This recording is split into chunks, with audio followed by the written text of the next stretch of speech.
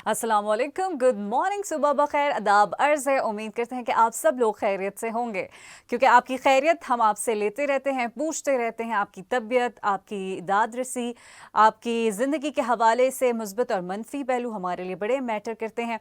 ज़िंदगी में ups and downs आते रहते हैं, अच्छी बुरी खबरें ज़िंदगी का हिस्सा हैं, लेकिन कहते हैं कि लाइफ मस्ट गो ऑन, ज़िंदगी चलती ही रहती है। कोई आता है, कोई जाता है इस दुनिया में, लेकिन यहाँ पर जो भी आता है वो रोते हुए ही आता है और रोते हुए ही जाता है। आज एक ख़बर ऐसी जिसको सुनकर बहुत ही अफसोस हुआ। बात करें हम पाकिस्तान पीपल्स पार्टी के सीनियर रहनुमा सेनेटर रहमान मलिक साहब की, जो कि 70 बरस की उम्र में इंतकाल फरमा गए हैं। रहमान मलिक के फेफड़े कोरोना की वजह से मुतासर हुए थे और रहमान मलिक निजी अस्पताल में कई रोज़ से वेंटिलेटर पर थे। 2008 से लेकर 2013 तक वफाकी वज़ीर दाखिला रहने वाले सेनेटर रहमान मलिक ने सोगवारों में बेवा और 2 बेटे छोड़े हैं। रहमान मलिक को बेनज़ीर भुट्टो के बहुत करीब समझा जाता था और उन्होंने मिसाक़ जमहूरियत में कलीदी किरदार भी अदा किया। और जब ये ख़बर आई तो हम यही बात कर रहे थे कि बीबी के साथ इनकी जो एक एसोसिएशन थी, इनकी जो एक बॉन्डिंग थी, वो बड़ी स्ट्रॉन्ग थी। और पीपल्स पार्टी, कुछ लोग बड़े नाम हैं, बड़े चीदा चीदा नाम हैं, जिसमें इनका भी नाम सर फहरिस्त है। इन्होंने बड़ा ही कलीदी किरदार अदा किया जमहूरियत के हवाले से। यूनिवर्सिटी ऑफ कराची ने रहमान मलिक को PhD की एजाज़ी डिग्री भी दी थी। और पाकिस्तान पीपल्स पार्टी के रहनुमा नासिर हुसैन शाह, मुस्लिम लीग नून के सेक्रेटरी जनरल एहसन इकबाल और साबिक वफाकी वज़ीर बाबर गौरी ने रहमान मलिक के इंतकाल पर गहरे दुख और अफसोस का इजहार करते हुए इनके दर्जात की बुलंदी के लिए दुआ भी की। रहमान मलिक बेनज़ीर भुट्टो शहीद की बहुत करीबी समझा जाता रहा और जमहूरियत के हवाले से और पीपल्स पार्टी के लिए इनकी जो कारकर्दगी रही, जो इनकी खिदमात रहीं, वो हमेशा सुनहरी हरूफ में लिखी जाएंगी। साथ ही वज़ीर आला पंजाब उस्मान बुज़दार ने भी सेनेटर रहमान मलिक के इंतकाल पर इजहार अफसोस करते हुए सोगवार ख़ानदान से ताज़ियत का इजहार किया है और बहुत सारी दुआएं की हैं इनकी दर्जात की बुलंदी के लिए। सोशल मीडिया पर भी रहमान मलिक साहब के इंतकाल पर तमाम अवाम ने दुख और गम का इजहार किया।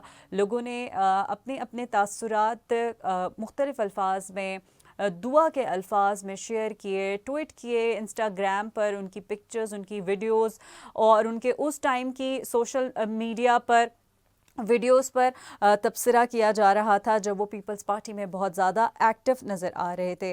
तो ये तमाम सूरत हाल रही है। बाकी अगर हम बात करते हैं जनाब और दीगर सियासी पहलुओं की, तो इस वक्त अगर हम देखते हैं तो सियासी गठजोड़ करने की कोशिश की जा रही है। मुलाकातों का एक सीज़न हम देख रहे हैं। शहबाज शरीफ जरदारी के घर आए, गुलदस्ता भी साथ लाए। जियालों ने इस मौके पर पुरतपाक इस्तकबाल किया और ये इस्तकबाल देखने लायक था। तब्दीली सरकार की तब्दीली एजेंडा पर गौर इस मुलाकात का मेन एजेंडा रहा। अदम एतमाद की तहरीक कब लानी है और इसको कैसे कामयाब बनाना है, ये तमाम चीज़ों पर, इन तमाम चीज़ों पर गौर व फिक्र किया गया। खाने की मेज़ भी सजाई गई, खाने की टेबल पर बातें भी हुई। अहम बैठक से पहले हम ये देखते हैं कि कल नून लीग का मुशावरती इजलास भी हुआ, जिसमें लॉन्ग मार्च का इस्तकबाल करने की तजवीज़ भी पेश की गई है नून लीग की जानिब से। शहबाज शरीफ और जरदारी इनकी मुलाकात कल बड़ी ही अहम रही। अदम एतमाद का जो नारा लगाया जा रहा है, हर वक्त एक ही राग, एक अलापा जा रहा है अपोजिशन की जानिब से कि ये किस तरह से अदम एतमाद को बहाल किया जाए और हुकूमत को टाटा बाय बाय किया जाए। लेकिन अपोजिशन के पास अगर 172 मेंबर होंगे तो ही हुकूमत को टाटा बाय बाय कर सकेगी, क्योंकि इससे कम में कुछ बात हो नहीं सकेगी। दूसरी जानिब हम ये देखते हैं कि जो सियासी मुलाकातों का मौसम शुरू हो गया है, उसमें सिर्फ एक ही बात है, अदम एतमाद, अदम एतमाद। अपोजिशन ने सुबह से शाम तक सिर्फ एक ही राग अलापा है और जिसके लिए हम ये देखते हैं आसिफ अली जरदारी साहब, बिलावल भुट्टो भी हम देखते हैं, मौलाना फजलुर रहमान साहब भी पेश हैं, शहबाज शरीफ साहब भी घर घर दर दर जा रहे हैं और हिमायत मांगने की कोशिश कर रहे हैं। शहबाज शरीफ जरदारी हाउस सलाम करने पहुंचे। सियासी मुलाकातों का मौसम आया हुआ है और हर रोज़ ही बड़ी बड़ी मुलाकातें हो रही हैं, बड़ी बड़ी बातें, बड़ी बड़ी ख़बरें सामने आ रही हैं। इन मुलाकातों की मौज़ूए जो गुफ्तगू है और मकसद सबका एक ही है, एजेंडा एक ही है कि हुकूमत को किसी तरह से गिराना है और इमरान खान साहब को घर भेजना है, वज़ीर आज़म इमरान खान को घर भेजना है। लेकिन कब और कैसे और ये सब कौन पहल करेगा, इसमें कौन बताएगा, ये अभी तक कोई जान नहीं पा रहा है। और जिस तरह से हम ये देख रहे हैं कि अगर हम एक अंदाज़ा भी लगा लें या हम एक इमेजिन कर लें इस चीज़ को कि अदम एतमाद अगर कामयाब भी हो जाता है तो इसके बाद क्या होगा? क्या नए इलेक्शन और अबूरी हुकूमत का कोई क़याम आएगा, या अबूरी हुकूमत के हवाले से जो अपोजिशन का बयान है उसमें भी बड़ा तज़ाद है, उसमें भी वो अपोजिशन क्लियर नज़र नहीं आ रही। बिलावल भुट्टो ज़रदारी साहब ये कहते हैं कि अगर अबूरी सेटअप करना है तो नून लीग अपने उम्मीदवार वज़ीर आज़म का नाम ले आए सामने। लेकिन वहीं हम ये देखते हैं कि जो नून लीगी रहनुमा है शाहिद खाकान अब्बासी, वो कहते हैं ऐसा कुछ प्लान ही नहीं है। उन्होंने कहा है कि भाई ये 60 दिन की हुकूमत बनाने का क्या फ़ायदा होगा। उनके मुताबिक अदम एतमाद के बाद फौरी तौर पर इलेक्शन कराने चाहिए। और लेकिन हम ये भी देखते हैं कि ऑपोजिशन के ख़ुद के बयानात में थोड़ा तज़ाद है, कोई कुछ कह रहा है, कोई कुछ कह रहा है, यानी कि कोई एक हतमी प्लान नहीं है कि जिस पर सब मुत्तफ़िक हों। क्योंकि शाहिद खाकान अब्बासी का ये कहना कि भाई ज़रूरत ही नहीं है फौरी तौर पर इलेक्शन हो, और जबकि बिलावल भुट्टो ज़रदारी साहब ये कह रहे हैं कि नून लीग अपने उम्मीदवार वज़ीर आज़म का नाम पेश करे। अपोजिशन खुद ही अपनी तमाम माइंडसेट में क्लियर नज़र नहीं आ रही। वो ये चाहते हैं कि किसी तरह हुकूमती जो इत्तेहादी हैं और जो स्पेशली जो जहांगीर तरीन ग्रुप है वो उनका साथ दे दे। और शहबाज शरीफ और जहांगीर तरीन की इस हवाले से एक मुलाकात भी मंजर आम पर आई और उसकी जो तमाम चीज़ें हैं उससे भी हम बखूबी वाकिफ़ है। और अगर हम देखते हैं कि अगले इलेक्शन में तरीन ग्रुप के पास भी नून लीग के टिकट के अलावा कोई ऑप्शन नहीं होगा, तो क्या अब ऐसा होगा कि पीटीआई फिर से ताल्लुकात को बेहतर करेगी जहांगीर तरीन के साथ, या फिर जैसे कि शेख रशीद ने कहा कि इन दोनों को फिर से करीब आना चाहिए, पीटीआई और जहांगीर तरीन अगर मिल जाएं तो चीज़ें बहुत पॉजिटिव हो जाएं। लेकिन जो कि सिनेरियो अभी बिल्कुल ही चेंज हुआ है, ऑपोजिशन अपनी जानिब खींचने की कोशिश कर रहा है। इस पर हम बात कर लेते हैं। अली गौहर साहब हमारे साथ मौजूद है, मुस्लिम लीग नून के रहनुमा। Thank you so much Ali Gohar sahab आपके वक्त का। गुड मॉर्निंग अली गौहर साहब, आप मुझे सुन सकते हैं? जी मैं आपको सुन रहा हूँ। जी, कल की एक बड़ी इंपॉर्टेंट मुलाकात मौलाना हम देखते हैं शहबाज शरीफ साहब और आसिफ अली जरदारी की एक मुलाकात हुई। इस मुलाकात को आप कैसे देखते हैं? बिस्मिल्लाहिर्रहमानिर्रहीम। मेरी आवाज़ आ रही है आपको? जी, मुझे आपकी आवाज़ क्लियर आ रही है। जी जी।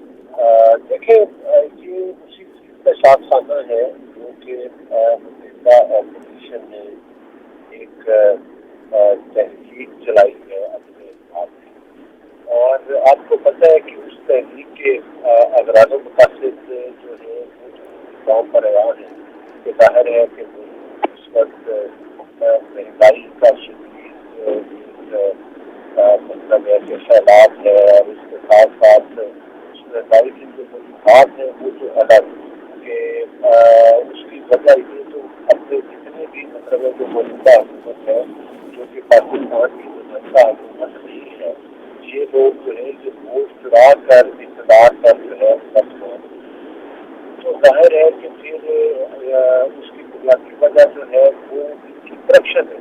जी, वज़रा जो इमरान खान के उनको चौथा बैठा हुआ है, जिसमें कि इमरान वाली साहब मुलव्वस है उस करप्शन में।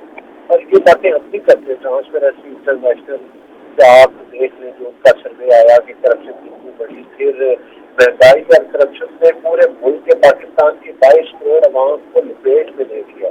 लिहाजा अपोजिशन ने ये फैसला किया है कि फौरी तौर पर इस हुकूमत को हटाने के लिए गैर आईनी हुकूमत को किसी आईनी तरीके के साथ हटाया जाए।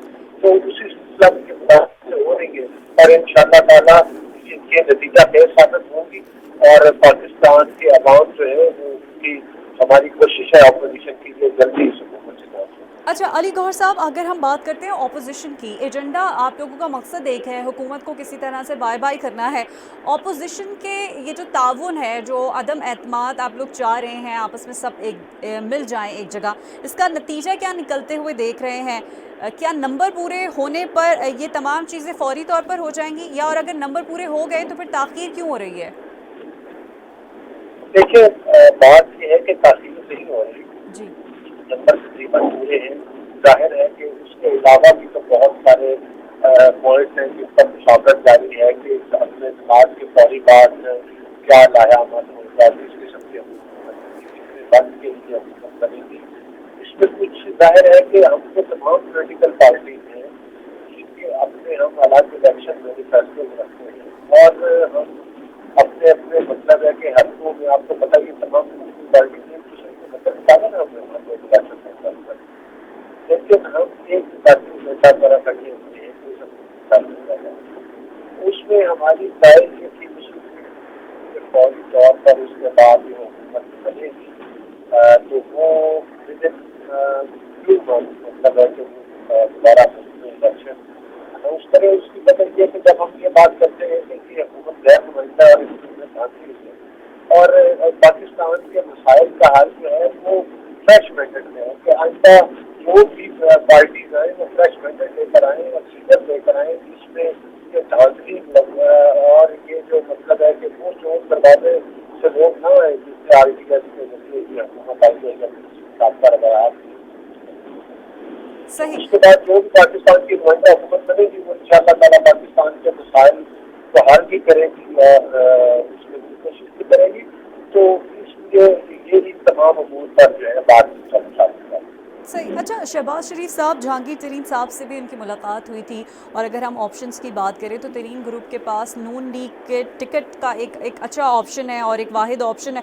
आप क्या समझते हैं कि क्योंकि जहांगीर तरीन साहब की जो पुरानी एसोसिएशन रही है वो पीटीआई के साथ रही है, हुकूमत के साथ रही है, तो आपको लगता है कि वो इस अदम एतमाद में कदम ब कदम आप लोगों का साथ दे सकेंगे?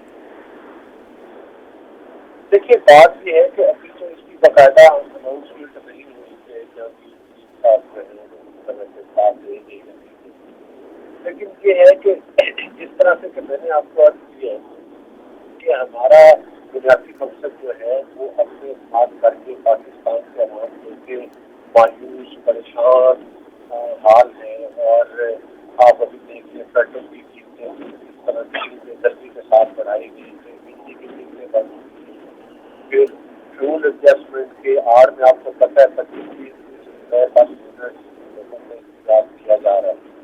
तो बाकी जो अद्वियात और बाकी जो सारी महंगाई है तो इसमें मतलब है कि हर उस आदमी से हम रब्ता करना चाह रहे हैं कि हर उस शख्स से जो कि इससे अदब बाद में मामला साबित होगा। तो उस हिस्सा में जहांगीर साहब से भी जाहिर है कि ऑब्वियसली बातें हुए होंगे, तो अगर वो इस चीज में आते हैं और साथ देते हैं तो खुशाइन बात है और देना भी चाहिए। हाँ, इसमें सामने फिक्र ये बात है कि सिर्फ साहब की बात नहीं, इनके तहाती और इनके तहाती के अलावा इनकी अपनी पार्टी के लोग जो कि एमपीए भी हैं, एमएलए भी हैं, वो खुद अब इस कश्ती से नीचे उतरना चाहते हैं। ऑब्वियसली वो सियासी लोग हैं और उनको पता है कि इस हुकूमत ने डिलीवर नहीं किया, और उनमें से बेशुमार लोगों ने तो खुलकर उस पर तनकीद भी की और अपने तहफात का ऐलान भी किया।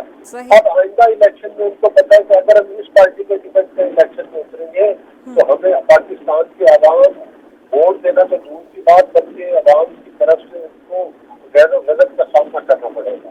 सही। तो उसके लिए मतलब है कि इनकी पार्टी के अंदर से भी बेशुमार लोग हमारे से रास्ते में जो इस अपने समाज में हराबत दस्ते में शामिल होना चाहिए, और वो होंगे। आप देखेंगे कि जब आएगी तो इन इत्तेहादियों के अलावा जिनसे भी असानियों से बातचीत चल रही है और मुश्किल पेश करता है, लेकिन ये है कि उसके अलावा इनकी अपनी पार्टी के बहुत सारे लोग भी आ जाएंगे आगे। सही। अली गौहर साहब, लेकिन शेख रशीद साहब ये कहते हैं कि तहरीक अदम एतमाद जो है वो शौक से ये लाएं, लेकिन इनको इन सबको मुंह की खानी पड़ेगी, तो वो इतने कॉन्फिडेंट क्यों नजर आते हैं शेख रशीद साहब? देखिए, बात यह है कि कॉन्फिडेंट तो वो शख्स थे, जब आपको याद है यूसुफ गिलानी साहब को हमने नेशनल असेंबली से जो है सेनेट का इलेक्शन करवाया था सेंटर में,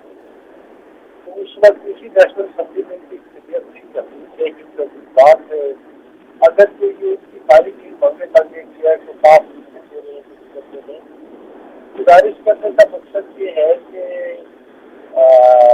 ये मतलब है कि जो चीजें हैं ये आप देखेंगे कि आपको अंदर आने वाले वक्त में कॉन्फिडेंस नजर नहीं आए। सही। ये तो वो जब चिराग बुझने लगता है तो वो आपको पता है ना कि उसकी जो है वो अली पता गौहर ज्यादा साहब वो रोशनी कहते हैं आप लोगों का होता है। चिराग गुल हो रहा है, आप बोल रहे हैं हुकूमत का। वेल एनीवेज, अच्छा एक सवाल, आखिरी सवाल मैं आपसे पूछना चाहूँगी, अदम एतमाद अगर कामयाब हो जाता है तो वज़ीर आज़म किसका होगा?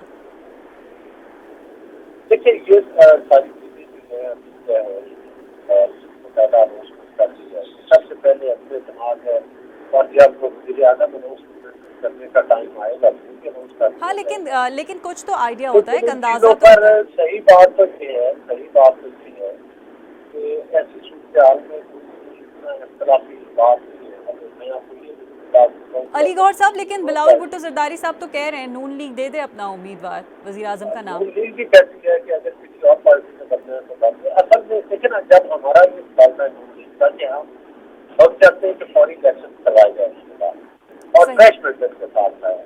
हमारे कायद नॉर्थ ईस्ट साहब ये चाहते हैं कि ये रेप इलेक्शन है और पूरी कौम भी जलती है, तो उसके लिए अगर नून लीग हुकूमत संभाले तो दोबारा मैंडेट लेकर आए। लेकिन अगर बाकी अपोजिशन पार्टी को मजबूर करे तो शायद उसको फैसला जल्दी से किया जाए। लेकिन हमारी कोई ख्वाहिश नहीं है कि हम लोग ज्यादा मकसद सही, नहीं लेकिन एक पेश गोई तो होती है ना, एक माइंडसेट है। आप किसको देखते हैं, कहाँ से आएगा नाम वज़ीर आज़म के लिए? एक ऐसे ही एक अपोजिशन के अंदर से ही आएगा, लेकिन वो काफी सारा काफी ऑपोजिशन मुशावरत के में भी तो साथ आएगा। प्रोमिनेंट लोग हैं अभी ना ये कुछ। चीजें मैंने आपको बताया अंडर जी, डिस्कशन है, उन पर डिसाइड होनी है। ठीक है। बहुत बहुत शुक्रिया अली गौहर साहब, मुस्लिम लीग नून के रहनुमा हमारे साथ मौजूद थे और उनका यही कहना था कि जब ये वक्त आएगा इस चीज़ का तो ये चीज़ भी अनाउंस हो जाएगी। और जिस तरह से बिलावल भुट्टो जरदारी ने कहा कि नून लीग का अपना वज़ीर आज़म का जो उम्मीदवार का नाम है वो सामने लेकर आए, लेकिन वहीं पर नून लीग की रहनुमा ये कहते हुए नजर आ रहे हैं कि उबूरी हुकूमत की कोई ज़रूरत नहीं है, फौरी तौर पर इलेक्शन किए जाएँ। आगे बढ़ते हैं और आपके साथ एक और बड़ी ही ज़रूरी खबर शेयर करते हैं। एक ऑपरेशन हुआ रद्दुल फसाद के नाम से, जिसे 5 साल मुकम्मल हो गए हैं। 22 फरवरी 2017 को ये ऑपरेशन शुरू हुआ था और जो कि अभी भी ऑन गोइंग है।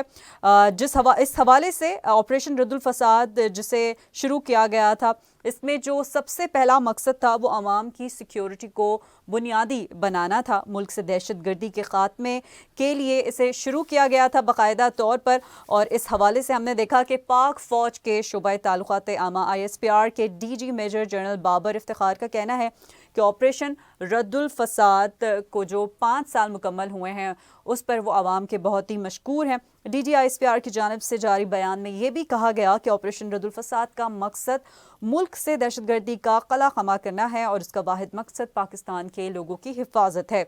उन्होंने ये भी कहा कि मुल्क गैर यकीनी सूरत हाल से अमन की तरफ जा रहा है और ऑपरेशन रद्दुल फसाद कामयाबी से जारी है। DG ISPR की जानिब से जारी बयान में ये भी कहा गया कि ऑपरेशन रद्दुल फसाद का मकसद मुल्क से दहशतगर्दी का मुकम्मल तौर पर खात्मा है। उन्होंने कहा कि मुल्क एक तरह से गैर यकीनी सूरत हाल से अमन की तरफ जा रहा है। इस हवाले से उन्होंने अवाम के जज्बे और अवाम की अजीम कुर्बानियों और कौम के जज्बे को उन्होंने सलाम भी पेश किया। और इस हवाले से ट्विटर पर, सोशल मीडिया पर अवाम ने भी रद्दुल फसाद के 5 साल मुकम्मल होने पर अवाम ने भी अपने जज्बे का इजहार करते हुए पाक आर्मी जिंदाबाद, पाक फ़ौज जिंदाबाद के नारे लगाए। ऑपरेशन रद्दुल फसाद तो मुल्की अमनो सलामती के हवाले से शुरू किया गया ये ऑपरेशन, जो कि हम देखते हैं कि 22 फरवरी 2017 को शुरू हुआ था और अभी भी जारी व सारी है। जनाब आगे बढ़ते हैं और बात करते हैं कुछ सेहत के हवाले से। सेहत हज़ार नेमत है, जैसे कि हम सब जानते हैं, हम हमेशा आपसे कहते हैं कि अपनी सेहत का ख्याल रखें। अक्सर ऐसा होता है कि हम बहुत ज़्यादा बिजी होते हैं, हम अपनी सेहत को इग्नोर करते हैं। जो पैसा हम मेहनत करके कमा रहे होते हैं, फिर वही पैसा हम खर्च करते हैं सेहत को बेहतर करने के लिए। अच्छा तो ये होगा कि मुतवाज़न ग़ज़ा खाएं, कुछ अच्छा लाइफस्टाइल अपनाएं, कुछ ऐसी प्रोडक्ट्स इस्तेमाल करें जिससे आपकी स्किन अच्छी हो, आपके बाल अच्छे हों और आप एक पुरकशिश जाज़िब नज़र शख्सियत के मालिक बन जाएं। वहीं पे अगर हम बात करते हैं जनाब हल्दी, कहते हैं कि अगर ज़ख्मों पे कहते हैं ना एक मुहावरा है, ज़ख्मों पे नमक छिड़कना और हल्दी लगाना, तो ये वो वाली हल्दी नहीं है जनाब। ये हल्दी आप लगाएंगे तो आप खूबसूरत हो जाएंगे। हल्दी को अगर आप दूध में मिलाकर पिए दूध के साथ, तो कहते हैं इससे खून साफ़ होता है और आपका रंग फेयर होता है। साथ ही हल्दी जो है, हल्दी की बड़ी इक़साम होती हैं, वो कौन सी इक़साम है इस पर भी हम बात करेंगे। लेकिन हल्दी एंटीसेप्टिक है और हल्दी के अंदर कुछ ऐसे अज्जा मौजूद होते हैं जो कि आपकी स्किन के लिए बड़े फ़ायदेमंद होते हैं। आपकी टैनिंग को वो अच्छा कर देते हैं, आपकी स्किन टोन को बेहतर बना देते हैं और पिगमेंटेशन, ब्लेमिशेस जो हो जाते हैं उसके लिए भी बहुत फ़ायदेमंद है। हमारे साथ मौजूद हैं हुमैरा नाज, हर्बलिस्ट हैं। उनसे जानते हैं कि हल्दी से हम और क्या क्या फ़वाइद हासिल कर सकते हैं। Thank you so much Humaira, good morning. Good morning Humaira. Humaira आप मुझे सुन सकती हैं?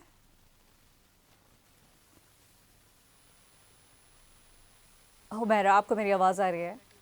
हुमैरा से भी बात करेंगे, राब्ता मुनक़ता हो गया, कोशिश करेंगे राब्ता हो जाए तो उनसे बात करें और उस पर वो मज़ीद क्या कहती हैं। अच्छा, जो हल्दी है, हल्दी के साथ बहुत अच्छे अच्छे फ़ेस मास्क बनाए जाते हैं, फ़ेस पैक बनाए जाते हैं और जो स्किन पॉलिश होती है उसमें भी इसको इस्तेमाल किया जाता है।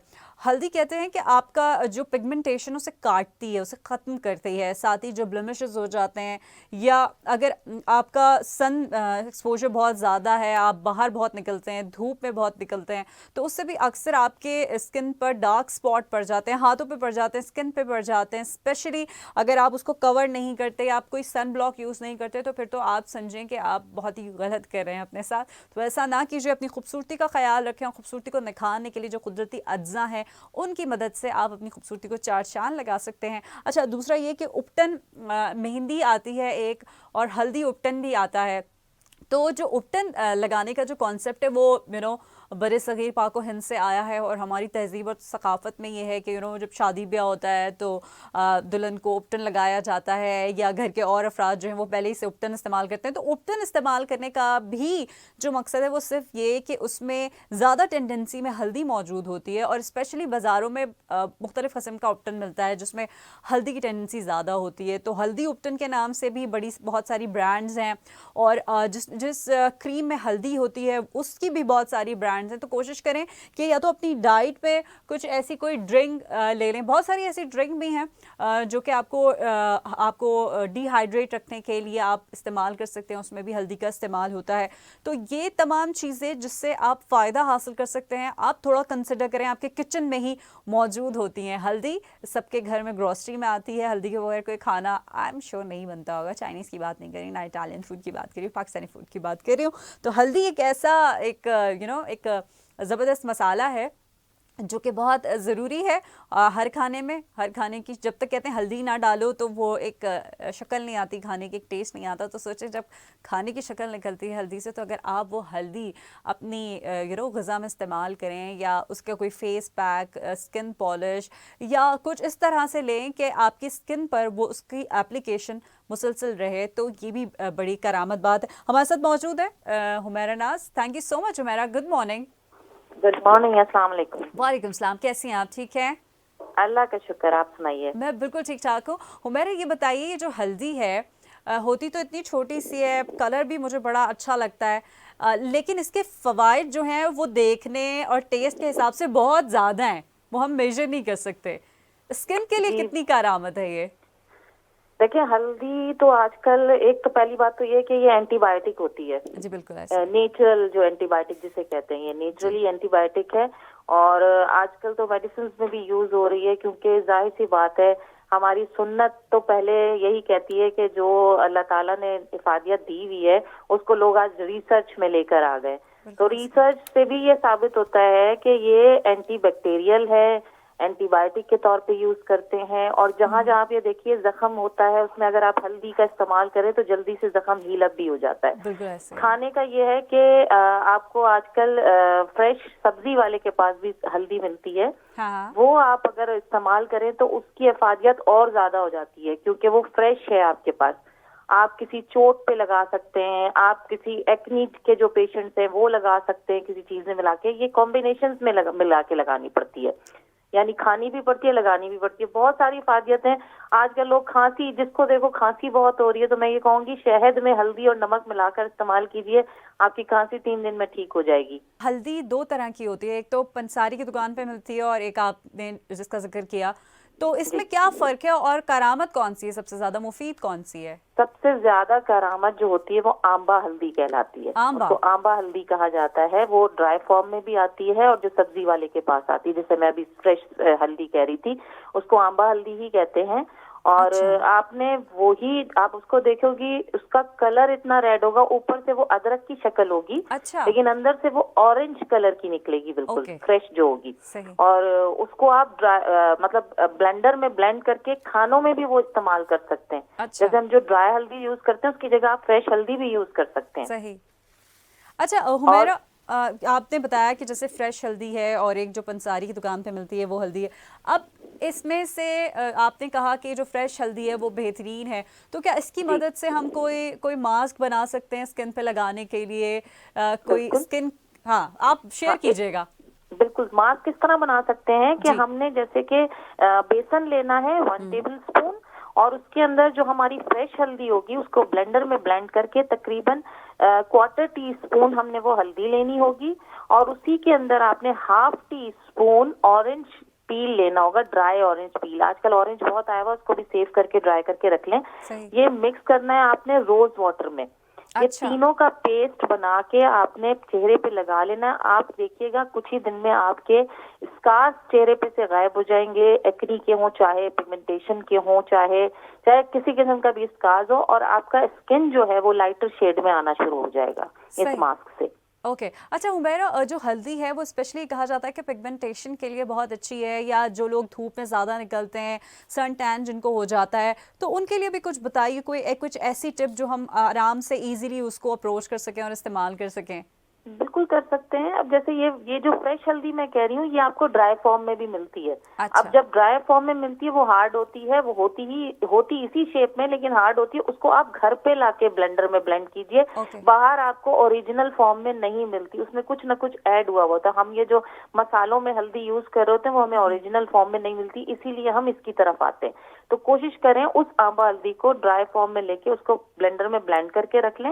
रोज वाटर में आपने पानी ऐड करना, आधा रोज वाटर आधा पानी, और उसके अंदर 1/4 टीस्पून पाउडर हल्दी का आप उस पानी में ऐड कर दीजिए, और उसमें थोड़ा सा एलोवेरा जेल, यानी एलोवेरा जेल अगर आप 1 टीस्पून भी लेंगे तो बहुत है। उसको अच्छी तरह शेक करें, वो स्प्रे बॉटल बना लें उसकी पानी की। आप जब बाहर जा रहे हैं, निकल रहे हैं, आपने फेस पे उसका स्प्रे करना है।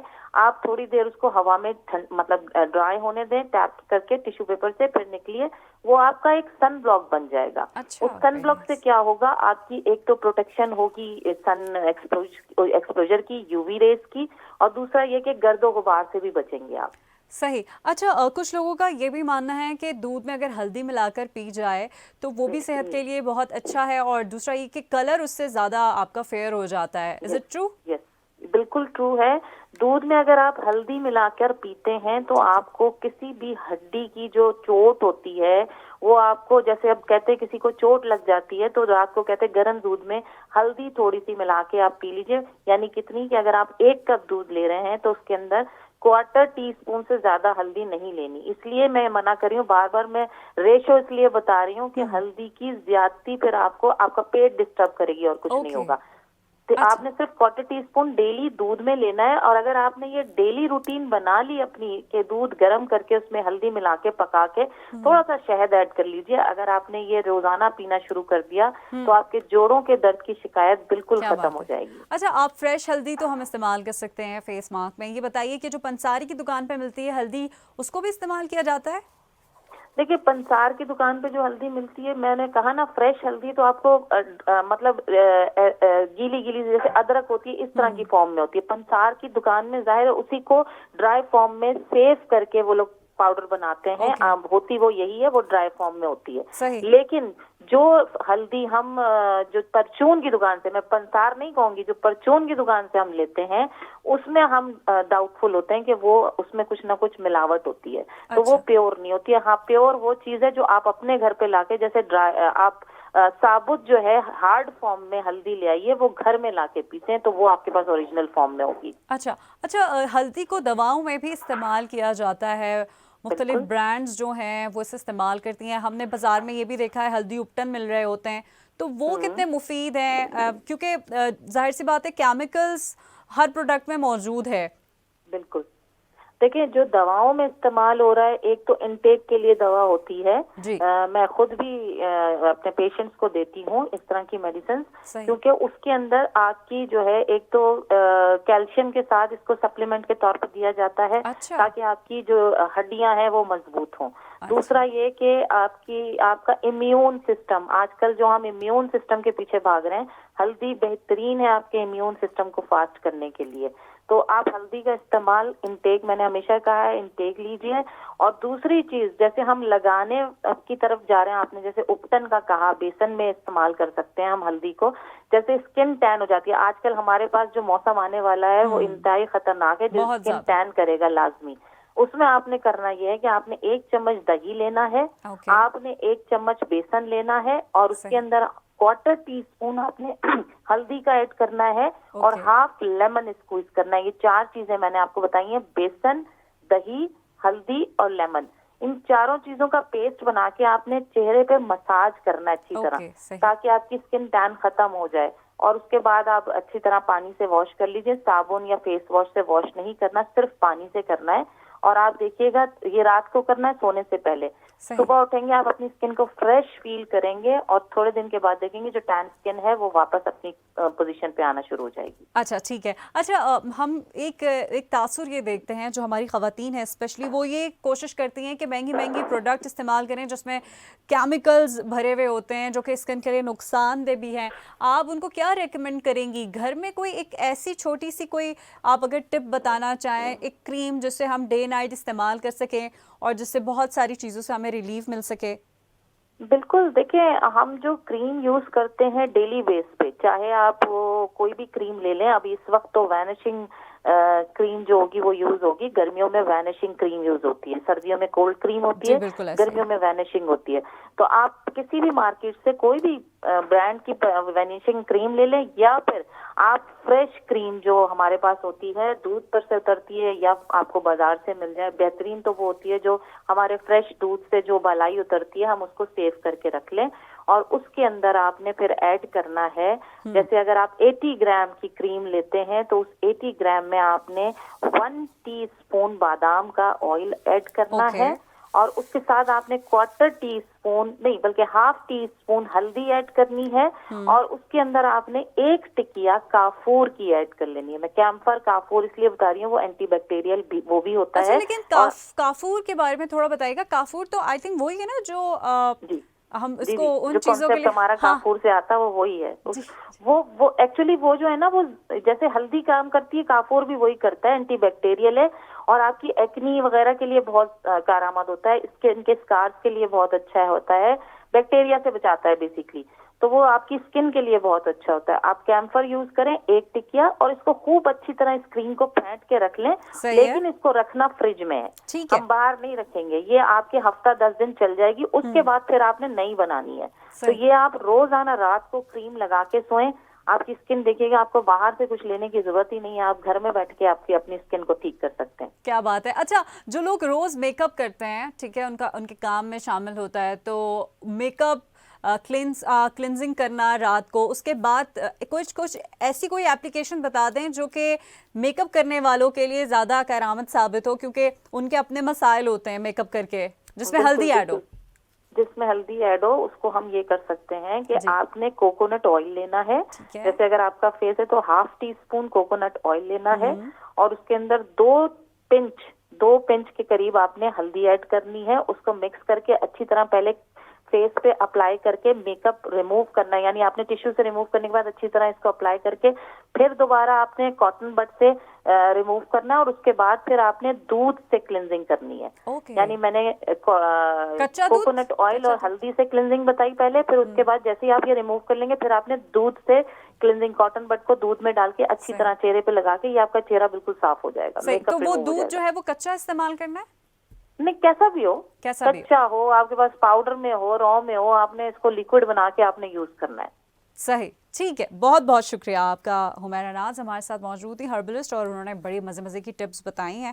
और उन तमाम लोगों के लिए स्पेशली जो कि कोशिश होती है जिनकी कि वो अपना बहुत ज़्यादा ख्याल रखें, तो हल्दी के बहुत सारे उन्होंने मास्क भी बता दिया, एक क्रीम भी बता दी, स्प्रे भी बता दिया, फिर नाइट क्रीम के हवाले से भी उन्होंने टिप बता दिए। तो आई एम श्योर कि ये आपके लिए बहुत ही मुफीद साबित होगा। आगे बढ़ते हैं और बात कर लेते हैं वज़ीर आज़म इमरान खान के दौरे रूस की, जिसका चर्चा दुनिया के कोने कोने में हो रहा है। हम देखते हैं तकरीबन 2 दहाइयों के बाद ये दौरा होगा। सदर पुतिन की जानिब से दावतनामा दिया गया था वज़ीर आज़म इमरान खान को, और इमरान खान साहब आज मॉस्को पहुंचेंगे और मॉस्को में उनका पुरतपाक इस्तकबाल भी किया जाएगा। साथ ही साथ अगर हम बात करते हैं कि ये ताल्लुकात और ये नज़दीकियाँ जो बढ़ रही हैं, इसकी क्या वजूहात हैं, इस पर भी हम बात करेंगे। सदर पुतिन से बाहमी ताल्लुकात के तमाम पहलुओं पर आज इमरान खान साहब इस दौरे में बात करेंगे।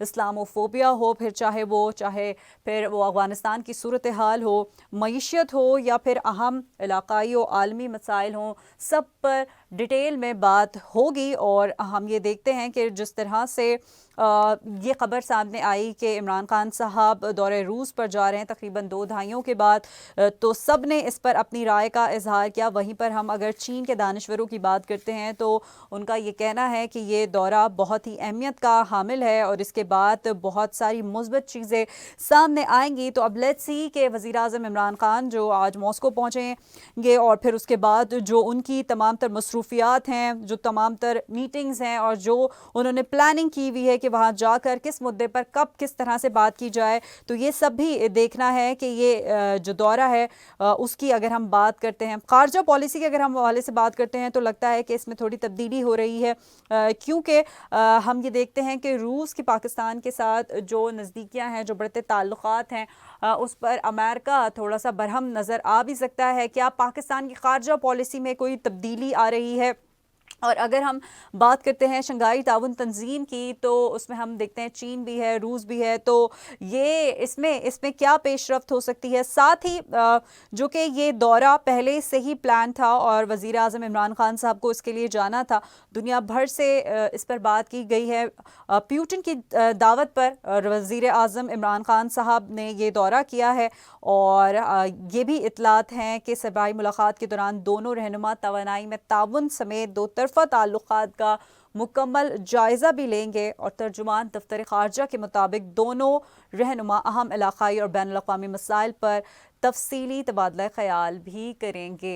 इस पर हम बात कर लेते हैं। फारूक हमीद साहब हमारे साथ मौजूद हैं, दिफाई तज्ज़ियाकार हैं। Thank you so much sir आपके वक्त का। गुड मॉर्निंग जी, अस्सलाम वालेकुम, बहुत शुक्रिया। वालेकुम सलाम। सर, ये दौरे रूस, पाकिस्तान की बढ़ती हुई नज़दीकियाँ और सदर पुतिन का दावतनामा, क्या नतीजा है इसका? खित्ते पे क्या असर पड़ेगा? बिस्मिल्लाह रहमान रहीम, बहुत शुक्रिया। देखें, ये एक बहुत ही तारीखी दौरा है जी कि प्राइम मिनिस्टर इमरान खान वैसे भी एक ऐसे वक्त पर वो रूस का दौरा कर रहे हैं जबकि वहाँ पे इंटरनेशनल लेवल पे बड़ी टेंशन है यूक्रेन के हवाले से, एग्जैक्टली, और रूस के ऊपर सैंक्शन लगाए जा रहे हैं। लेकिन मैं समझता हूँ प्राइम मिनिस्टर इमरान खान ने बड़ी हिम्मत और बहादुरी का मुजाहरा किया है और बड़ी पॉलिटिकल विजन है कि वो इस वक्त ऐसे लम्हात में वो प्रेसिडेंट पुतिन को मिलने जा रहे हैं, और वो भी प्रेसिडेंट पुतिन की रिक्वेस्ट के ऊपर। आपको मालूम है कि चंद दिन पहले बीजिंग में विंटर ओलंपिक्स में प्रेसिडेंट पुतिन भी थे और प्राइम मिनिस्टर इमरान खान वहां पे भी गए थे, तो उधर भी उनकी वहां पर उनको ये दावत दी गई थी और इट शॉर्ट नोटिस हो गए। कहना मैं ये चाहता हूँ कि पाकिस्तान एक वो दौर भी था 1971 में हमने देखा जबकि साबिक USSR सोवियत यूनियन ने इंडिया के साथ treaty of friendship and cooperation किया। बिल्कुल 71 की जंग शुरू से पहले इंडिया को जिस तरह उन्होंने ऑल राउंड सपोर्ट किया, और पाकिस्तान आपको मालूम है कि फिर वो इंडियन इन्वेजन की वजह से इस पाकिस्तान अलग हो गया। एग्जैक्टली। और अब वो हालात हैं कि ऑल राउंड कोऑपरेशन हो रही है पाकिस्तान और रूस के दरमियान, चाहे वो इकोनॉमी के मामलात हैं, चाहे वो रीजनल स्ट्रैटेजी, जियो इकोनॉमिक्स, जियो पॉलिटिक्स और सीपैक के मामलात। और रूस, आपको मालूम है कि शंघाई कोऑपरेशन ऑर्गेनाइजेशन जी जिसमें रूस और चीन का बड़ा एक इम्पोर्टेंट रोल है, जी बिल्कुल ऐसे ही। उसमें पाकिस्तान को भी अब मेंबरशिप 4 साल पहले रूस बिल्कुल। ने और चीन ने ये मेंबरशिप एडमिट की थी पाकिस्तान की। जी तो लिहाजा काउंटर टेररिज्म हो, दिफाई कोऑपरेशन हो, joint military army navy air force exercises हो, और रीजन के अंदर और ममालिक के साथ एक्सरसाइजेज हो, तो पाकिस्तान का रूस के साथ ये एक बड़ा टर्न अराउंड हुआ है सही। पिछले चंद सालों में। ठीक। और ये सिर्फ अभी नहीं है, मैं समझता हूँ माजी की जो गवर्नमेंट्स हैं उनको भी क्रेडिट देना चाहिए, जी। जो और माजी के जो आर्मी चीफ्स हैं उनको भी क्रेडिट देना चाहिए कि उन्होंने भी इसमें बड़ा इम्पोर्टेंट रोल अदा किया है। सही। एक वो वक्त था कि हम पूरी भरपूर कोशिश करते थे कि रूस के से हमें कुछ दिफाई साजो सामान जो है वो मिल जाए, लेकिन हमेशा इंडिया हमारे रास्ते में आता था बिल्कुल। और हमें रूस से के इक्विपमेंट के एक्सपोर्ट लाइसेंसेस रशियन गवर्नमेंट नहीं देती थी। सही। इतना इंडिया का रसूख था। लेकिन आप देखें कि पिछले 3 सालों में जी रशिया से पाकिस्तान ने MI-35 अटैक हेलीकॉप्टर भी लिए, बिल्कुल ऐसे और अभी और भी बहुत दिफाई कोऑपरेशन साजो सामान की, एयर डिफेंस सिस्टम की बात हो रही है सही। रूस के साथ। लेकिन इम्पोर्टेंट चीज ये है कि इस वक्त जो रूस का इंटरेस्ट है सीपैक में, रूस का जो इंटरेस्ट है रीजनल इकोनॉमिक कनेक्टिविटी में, रूस का जो इंटरेस्ट है अफगानिस्तान को स्टेबल और सिक्योर करने का, गुड। और रूस खुद भी चाहते हैं कि वो सीपैक का हिस्सा बने, सही। तक उसको भी साइड मिले, ऑब्वियसली वाया अफगानिस्तान। और इसलिए पाकिस्तान के जो और रूस के जो कॉमन ऑब्जेक्टिव्स हैं दिफाई कोऑपरेशन के हवाले से, economic cooperation, regional connectivity, CPEC के हवाले से, ये हमें बहुत उनके नजदीक एक दूसरे ममालिक को, दोनों ममालिक के नजदीक लेके आ रहा है। सही। बायलैटरल ट्रेड के जहां तक ताल्लुक है, इस वक्त तकरीबन $500 मिलियन की बायलैटरल ट्रेड है। बिल्कुल। लेकिन उसका जो पड़ रहा है वो जारी बात है रूस की फेवर में भारी है, वो एक्सपोर्ट भी हमने बढ़ानी है। फिर पाकिस्तान स्टील मिल्स जो है 2015 में रूस ने हमें प्रपोजल दे दिया था कि वो पाकिस्तान स्टील मिल्स के लिए वो क्रेडिट भी देंगे, और पाकिस्तान स्टील मिल जो उन्होंने 1970 में लगाई थी कराची में, उस स्टील मिल को पूरा अपग्रेड करेंगे, मॉडर्नाइज करेंगे। मैं उम्मीद करता हूँ कि इस दौरे में उसकी भी बातचीत होगी। सही। और दूसरी इंपॉर्टेंट चीज तो यही है कि नॉर्थ साउथ जो गैस पाइपलाइन है अपना जो पाकिस्तान में बननी है, उसमें रूस का एक बड़ा इंपॉर्टेंट रोल है। मेरा ख्याल है काफी एग्रीमेंट तकरीबन फाइनली है। जी जी। और तुर्कमानिस्तान से जो गैस पाइपलाइन बनी है via Afghanistan to Pakistan and India, Yes. और फिर कासा का जो बिजली का प्रोजेक्ट है 1000 मेगावाट का ताजिकिस्तान से, तो देखेंगे वो तमाम अफगानिस्तान में अमन होगा और रूस की मदद से स्टेबिलिटी होगी इस खत्ते में, तो ये तमाम प्रोजेक्ट्स होंगे जिससे पाकिस्तान जो है वो बेनिफिट करेगा। सही। अच्छा फारूक साहब, अमेरिका का क्या रद्द अमल हो सकता है? और जैसा कि आपने सारे पॉइंट्स पर बात की, अगर ये मुलाकात होती है, बहुत सारी बातें भी होंगी, तो क्या पुतिन की जानिब से यूक्रेन का तस्करा होगा और इमरान खान साहब की जानिब से कश्मीर का भी मसला सामने आ सकता है? इस पर भी बात हो सकती है? ये आपने अच्छा पॉइंट रेज किया। पहली बात तो मैं ये कहूँगा कश्मीर की बिल्कुल मेरा ख्याल है प्राइम मिनिस्टर इमरान खान जी बात करेंगे जी। कश्मीर के हवाले से जो वहाँ पे जेनोसाइड हो रहा है जी। इंडिया के अंदर, मुसलमानों का जो इस वक्त सूरत हाल पैदा हो गई है, और कश्मीरी फ्रीडम मूवमेंट को जिस तरह सप्रेस किया जा रहा है वहाँ पे इंडियन इलीगली ऑक्युपाइड कश्मीर में जो वहाँ पे मजालिम है, वो तमाम प्राइम मिनिस्टर पाकिस्तान बात तो करेंगे। लेकिन हमें ये ज़हन में बात रखनी है कि प्रेसिडेंट पुतिन का इंडिया के साथ भी ये हम नहीं कह सकते कि इंडिया के सब ताल्लुकात उनके बिल्कुल खत्म हो गए। ठीक है, इंडिया के साथ इंडिया और अमेरिका की स्ट्रेटेजिक डिफेंस पार्टनरशिप है, लेकिन अभी भी इंडिया और रूस के एक अच्छी स्ट्रॉन्ग वर्किंग रिलेशनशिप है और दोस्ती के। मेरा नहीं ख्याल है कि प्रेसिडेंट पुतिन को ऐसी स्टेटमेंट देंगे जिससे वो प्राइम मिनिस्टर मोदी को वो नाराज करें, मेरा नहीं ख्याल है। सही, लेकिन प्राइम मिनिस्टर मोदी साहब को तो उन्होंने दावत दे दी है मनाजरा करने की टीवी पर।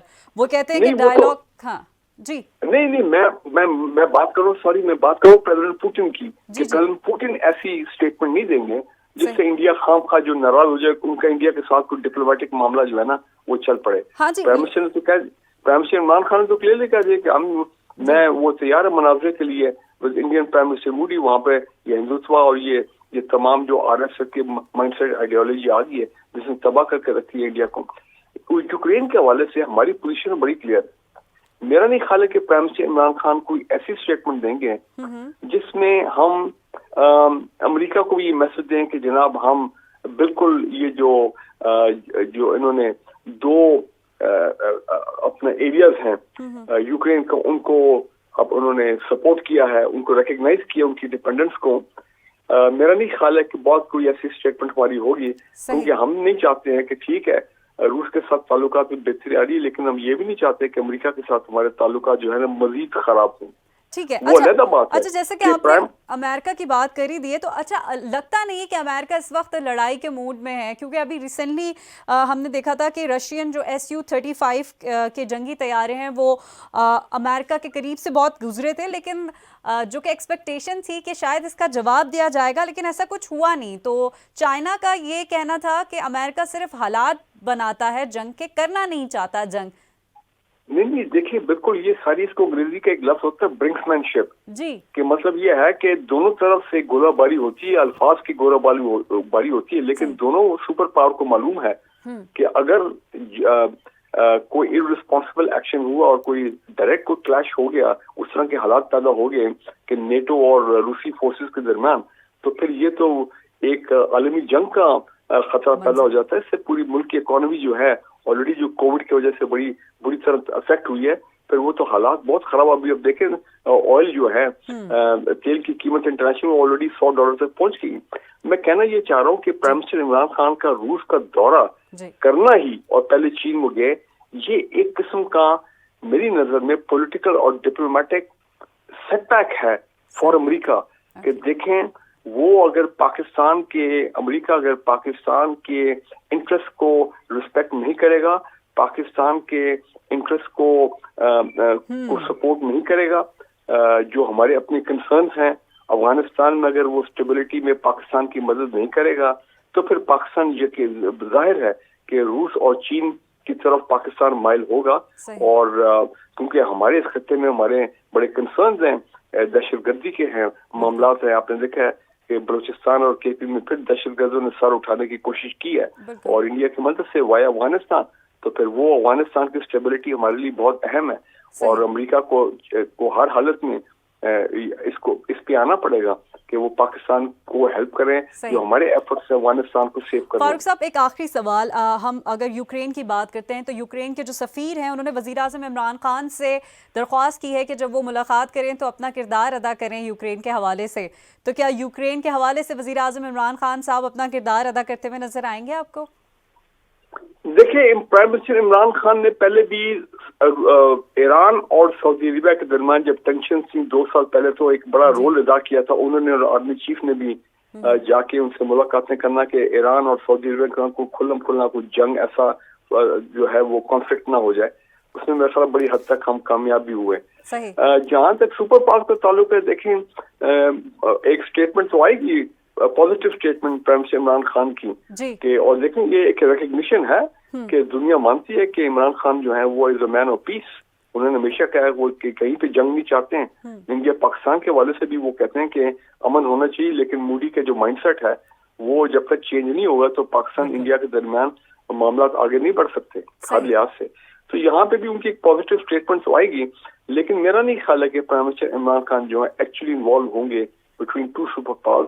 स्टेटमेंट उनकी आ जाएगी तो यही बड़ी बात है कि अपना इंटरनेशनल लेवल पे उनका इमेज जो है उससे और बेहतर होगा, पाकिस्तान का इमेज बेहतर होगा। सही, बहुत बहुत शुक्रिया फारूक हमीद साहब हमारे साथ मौजूद दिफाई तज्ज़ियाकार, अपना वक्त दिया आपने, बहुत बहुत शुक्रिया। और आगे बढ़ते हैं और बात कर लेते हैं इंटरनेट सर्विस की। जी हाँ, ज़िंदगी इंटरनेट सर्विस के गिर्द घूम रही है। इंटरनेट नहीं होता तो ज़िंदगी मफलूज हो जाती है, लोग परेशान हो जाते हैं और लोग यही सोचते हैं कि एक दूसरे तक रसाई के लिए कोई और ज़रिया तो अब रहा ही नहीं सिवाय इस टेलीफोन और इंटरनेट की दुनिया के। पाकिस्तान टेली कम्युनिकेशन अथॉरिटी, हम देखते हैं कि PTA ने मुल्क भर में इंटरनेट सर्विस मुतासर होने के खदशे का इजहार किया। कल बहुत ज़्यादा डिस्टर्ब रही है सर्विस जगह जगह पर लोगों को मुश्किलात का सामना करना पड़ा, स्पेशली जो ऑनलाइन बिजनेस करते हैं उनका बिजनेस थोड़ा सा मुतासिर हुआ। पीटीए के मुताबिक ट्रांस वर्ल्ड सब मरीन केबल सिस्टम में एक केबल कट गई, जिसके बाद इंटरनेट सर्विस में कमी वाक़ हुई और कमी ये आगे हो भी सकती है। तर्जुमान पीटीए का कहना है कि पाकिस्तान के समंदरी साहिलों से तकरीबन 400 किलोमीटर के फासले पर केबल कटी है और जिस वजह से बैनुल अक़वामी हम ये देखते हैं कि एक बंदिश हो गई है। केबल कटने के बायस कहा जा रहा है कि इंटरनेट सर्विस में भी कमी वाक़ हो सकती है और ये कमी कुछ दिन तक 2 दिन तक इस चीज़ पर काम करके इसको बहाल कर लिया जाएगा। तो कल हमने ये देखा, इससे पहले भी हमने लास्ट ईयर देखा कि सबमरीन केबल की मरम्मत हुई थी, उसको मुकम्मल किया गया और इंटरनेट ट्रैफिक जो था वो फिर से बहाल हुआ। पर इंटरनेट रफ्तार में कमी की भी खबर आई और सबमरीन केबल की ख़राबी जो थी वो एक बार फिर से सामने आई और फिर उसे दूर भी किया गया। तो जनाब ये कल सिस्टम लगा रहा, जो पूरा इंटरनेट का निज़ाम था वो थोड़ा सा डिस्टर्ब नज़र आया, जिसकी वजह से जो और काम है इंटरनेट स्पेशली जो कि ऑनलाइन बिजनेस के हवाले से अपनी एक अहमियत रखता है, तो वो भी डिस्टर्ब हमें नज़र आया। दूसरी जानिब हम ये देखते हैं कि महकमा तालीम सिंध ने नया तालीमी साल 1 अगस्त से शुरू करने का फ़ैसला कर लिया है और सिंध के वज़ीर तालीम सरदार शाह की सदारत में महकमा तालीम की हम ये देखते हैं कि कमेटी का एक बड़ा इजलास हुआ, जिसमें सेक्रेटरी तालीम समेत तमाम वर्कर अरकान ने शिरकत की। इजलास में नए तालीमी साल यानी 2022 से लेकर 2023 के आगाज़, नए साल में 9वीं, 10वीं, 11वीं और 12वीं में दाखिलों, इम्तिहानात के शेड्यूल, स्पोर्ट्स और गैर निसाबी सरगर्मियों पर गौर किया गया। इस इजलास में ये भी फैसला किया गया कि नया तालीमी साल जो है वो 1 अगस्त से शुरू होगा, जबकि 4वीं से 8वीं के इम्तिहानात 2 मई, 9वीं और 10वीं के बोर्ड इम्तिहानात 17 मई से होंगे और इनका नतीजा 17 जुलाई तक जारी किया जाएगा, जबकि 11वीं और 12वीं जमात के इम्तिहानात 15 जून से लेने का फैसला किया गया है और इम्तिहानी पेपर्स में 40% MCQs और 60% तफसीली सवालात होंगे। और मौसम, अच्छा ये ज़्यादा इंटरेस्टिंग है, मौसम गर्मा की जो छुट्टियां हैं वो 1 जून से 31 जुलाई, जबकि मौसम सरमा की तातीलात 22 दिसंबर से 31 दिसंबर तक होंगी। तो ये छुट्टी वाली खबर ज़्यादा इम्पॉर्टेंट है बच्चों के लिए। और हम ये भी देखते हैं कि जहाँ पर महकमा तालीम एक्टिव है, वहीं पर हमने देखा कि कल महकमा दाखिला सिंध ने कोरोना SOP से मुतालिक नए अहकामात जनाब जारी कर दिए हैं। और वो अहकामात क्या हो सकते हैं? सबसे पहले तो जहन में एक ही बात आती है, जो ये शादियों में कम अफराद को बुलाने वाला सिस्टम है वो जल्द से जल्द ख़त्म हो जाए। तो जनाब ऐसे ही हुआ है, महकमा दाखिला की जानिब से जारी नोटिफिकेशन के मुताबिक सिंध में 500 अफराद पर मुश्तमिल इंडोर तकरीबात की इजाज़त दे दी गई है, यानी कि ख़र्चा बढ़ गया है।